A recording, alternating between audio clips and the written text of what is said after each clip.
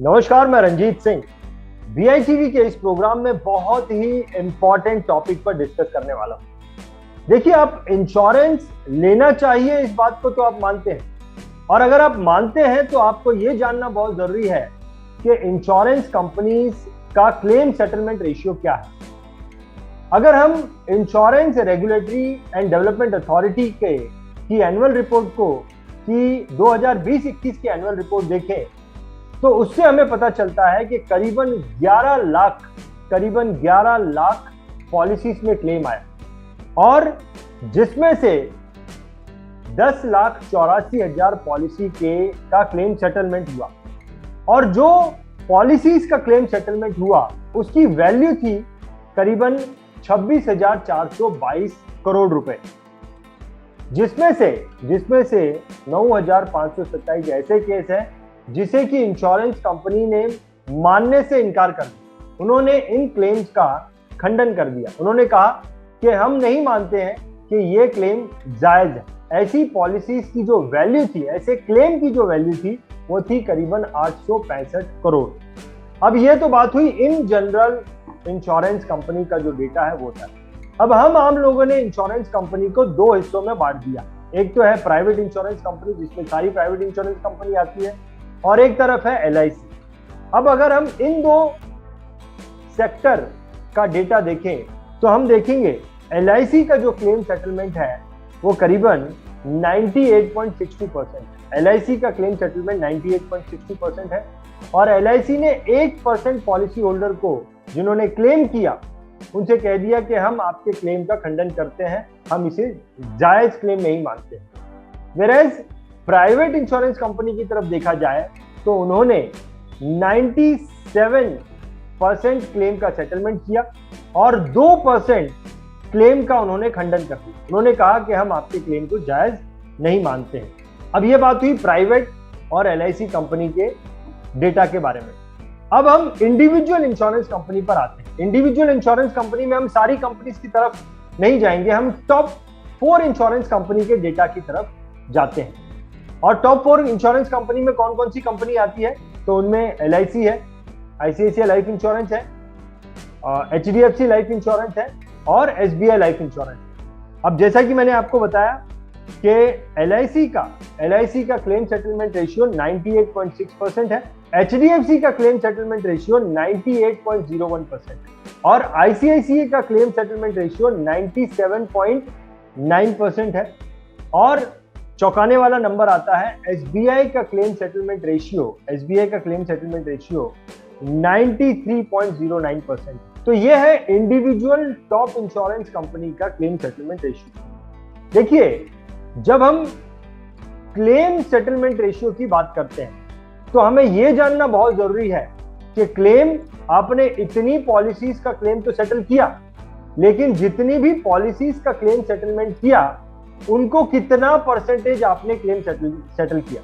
यानी कि एक आदमी का क्लेम आया, उसका क्लेम तो मैंने सेटल किया, लेकिन उसको अगर 100 रुपया देना बनता था तो मैंने उसे कितना परसेंट पैसा दिया, 80% दिया, 70% दिया, 90% दिया, कितना परसेंट उसे पैसा दिया, ये जानना बहुत जरूरी है। चलिए अब इस डेटा पर नजर डालते हैं।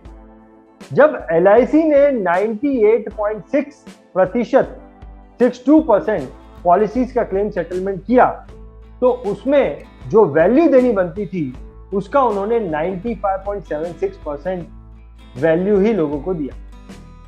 अब अगर हम आईसीआईसीआई का देखें तो उन्होंने 97.9% पॉलिसीज का क्लेम सेटल किया, लेकिन जो वैल्यू देनी बनती थी इन लोगों को उसका उसने सिर्फ 89.20% ही क्लेम वैल्यू जो है लोगों को दी।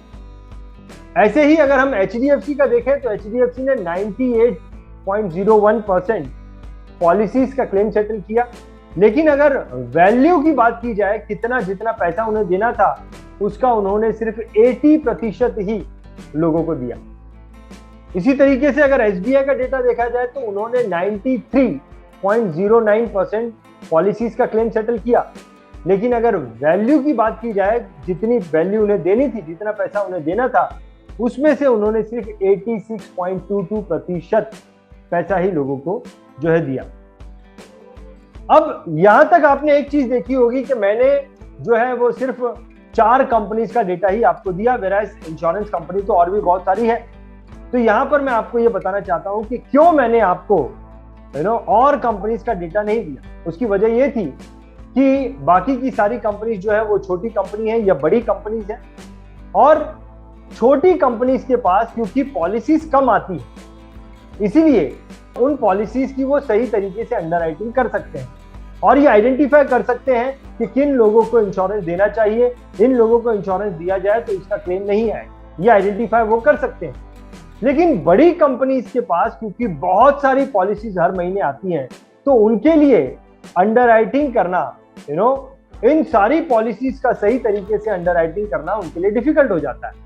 इसीलिए बड़ी कंपनीज के लिए क्लेम जो है, क्लेम सेटलमेंट जो है, हमेशा एक चैलेंजिंग पार्ट होता है। एक चीज आप ध्यान दीजिए, किसी भी कंपनी का सही क्लेम को रिजेक्ट करना यह उनका इंटेंशन नहीं होता है, लेकिन फिर भी अगर क्लेम रिजेक्ट होता है तो उसकी वजह होती है इंश्योरेंस एजेंट के द्वारा मिस सेलिंग। सही तरीके से इंश्योरेंस नहीं बेचा जाता है, सही बातें बताकर इंश्योरेंस नहीं बेचा जाता है, इसीलिए क्लेम जो है वो इंश्योरेंस कंपनी के द्वारा रिजेक्ट होता है। तो अगर आप डेटा की तरफ नजर डालें, जो मैंने डेटा आपको बताया उसकी तरफ अगर आप नजर डालें, तो आप ये देखेंगे कि एसबीआई लाइफ इंश्योरेंस कंपनी के द्वारा बहुत ज्यादा क्लेम रिजेक्ट हुआ है। यानी कि एसबीआई लाइफ इंश्योरेंस कंपनी के इंश्योरेंस एजेंट के द्वारा बहुत ज्यादा मिससेलिंग हुई है। इसके अलावा एचडीएफसी इंश्योरेंस कंपनी ने अपने क्लेम सेटलमेंट को संभाला तो है, लेकिन जितना क्लेम उन्हें देना था, जितना क्लेम उन्हें सेटल करना था, उसका सिर्फ 80% वैल्यू ही उन्होंने सेटल किया है। ये भी उनके जो क्लेम आए, उनके इंश्योरेंस एजेंट के द्वारा जो पॉलिसी सेल हुई है, वहां पर वो सही तरीके से सेल नहीं हुई है, ये जो है हमें समझ में आता है।